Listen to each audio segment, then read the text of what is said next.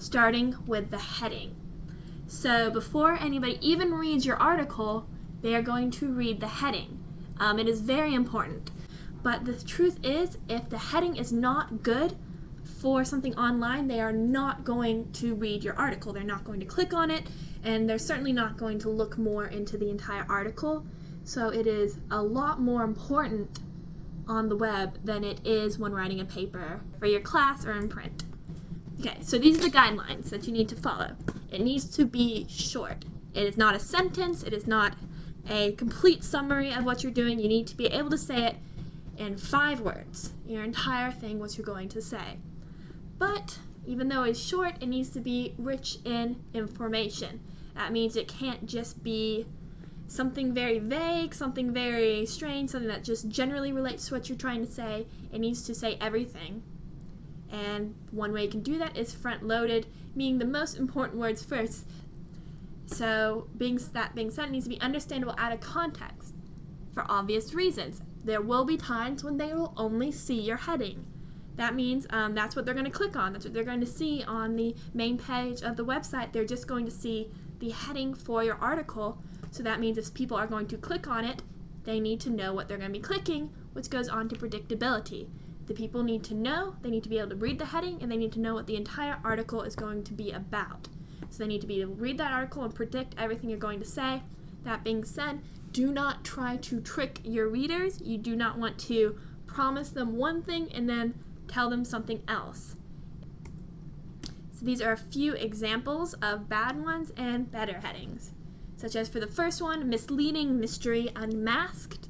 It sounds cool, it's got that alliteration thing going on, but it is incredibly vague. It could be about a crime, it could be about anything. Well, in this case, you can see it is keywords people use can be misleading. Much more specific. You know exactly what you're reading, while at the same time, that's pretty interesting. You want to know, how exactly are keywords misleading? So you know right away, keywords, that's what the entire thing's about. It's front-loaded. It doesn't say misleading to begin with. You know exactly what's happening. And the same thing goes, recycle, elementary, dear Watson. That's not good at all. People don't like jokes within headings. Headings are not the time to show off a lot of wittiness. You can keep that more into the paper. Of course, you want to be entertaining, but they don't want to see puns, so much into the heading. You need to just tell them exactly, such as where to recycle lithium-ion batteries. Not exactly the most exciting sounding thing in the world, but if you are interested in where to recycle your lithium-ion batteries, you'd click on that article. If you're not interested in it, you'll go on, and if it's an article about where to recycle your batteries, you need to tell them so that they're not going to accidentally read an entire article on batteries and then be really upset. Here are a few examples of really great headings.